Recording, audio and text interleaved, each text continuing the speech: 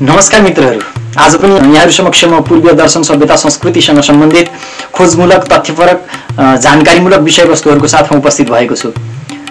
कृपया च्यानलमा नयाँ हुनुहुन्छ भने च्यानललाई सब्स्क्राइब गरिदिनु हुनेछ र आज मैले उठाउन गइरहेको विषय बडा रोचक छ, जान्नुपर्ने जस्तो विषय छ।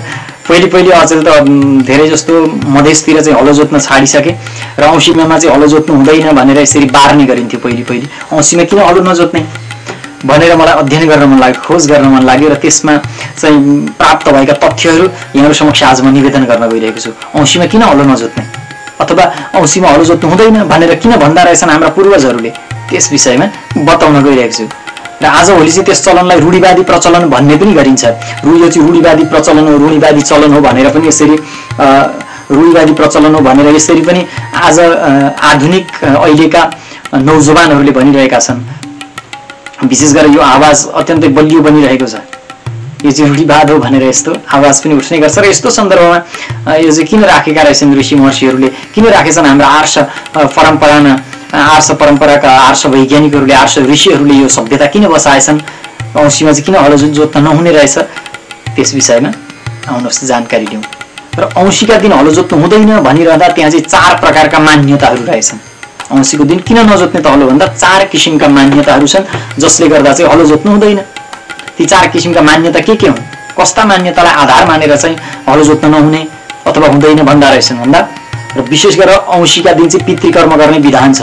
औँसीको तिथि चाहिँ विशेष गरेर पितृहरूको लागि चाहिँ अत्यन्तै पवित्र मानिन्छ। पितृकर्म गर्नको लागि त्यो भन्दा सुन्दर अरू तिथि हुन्न। त्यसो भएको कारणले गर्दा पितृकर्म गर्नको लागि पनि औँसीको दिन हलो नजोत्नु भनेको रहेछ।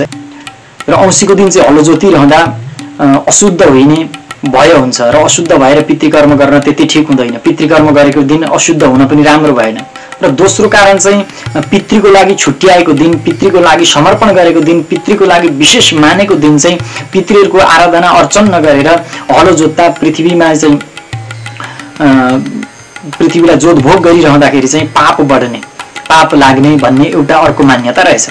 र पृथ्वीलाई चाहिँ त्यसरी दुःख दिइरहँदा पितृहरू पनि दुखी हुन्छन् भन्ने खालको बुझाइ आर्ष ऋषिहरूको रहेछ। र त्यही बुझाइलाई नै आधार मानेर औँसीको दिन चाहिँ हलो जोत्नु हुँदैन भनेका रहेछ। पृथ्वीलाई दुःख दिँदा चाहिँ पितृहरू पनि दुखी हुन्छन् र औँसीका दिन पितृहरूलाई खुसी पार्ने कर्म गर्दा पितृहरू नै दुखी हुने खालको कर्म गर्नु, हलो जोत्नु चाहिँ ठिक हुँदैन भनेर नै अनि औँसीका दिन हलो नजोतेको भन्ने कुरा उल्लेख गरेको पाइन्छ। त्यस्तै गरी अर्को कारण छ, पितृकर्म गर्दा चाहिँ गोरुलाई साँडे बनाएर छोड्ने पनि शास्त्रमा उल्लेख छ। त्यो विधान पनि छ, गोरुलाई चाहिँ साँडेको रूपमा मुक्त गर्ने त्यो परम्परा पनि हामी भित्र रहेको छ। र विशेष गरेर त्यो साँडे चाहिँ शिवको वाहन हो, भगवान शिवको चाहिँ वाहनको रूपमा त्यसलाई लिने गरिन्छ। अनि त्यसपछि त्यो साँडेलाई चाहिँ गोरुको रूपमा फेरि ल्याएर दाएर जोत्ने प्रचलन हामीमा छैन, त्यसलाई मुक्त गरिन्छ। गोरु जोत्दा चाहिँ त्यसलाई दाउनु पर्ने हुन्छ, दाएर पनि जोत्नु पर्ने हुन्छ।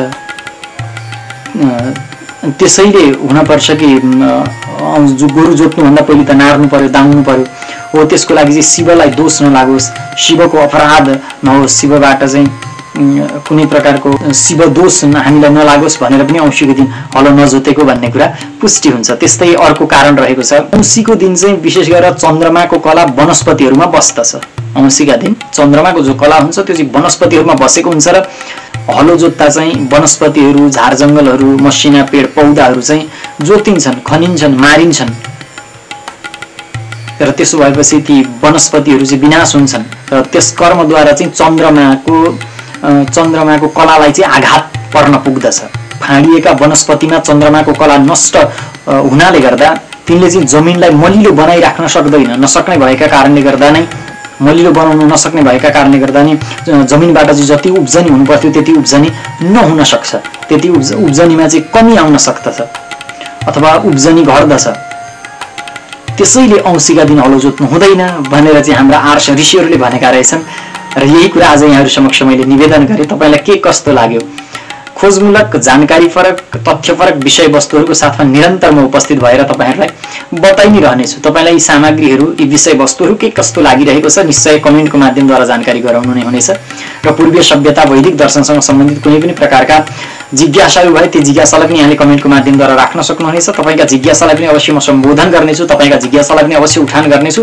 यही बाचाको साथमा आजको लागि बिदा हुन्छु। धन्यवाद, नमस्कार।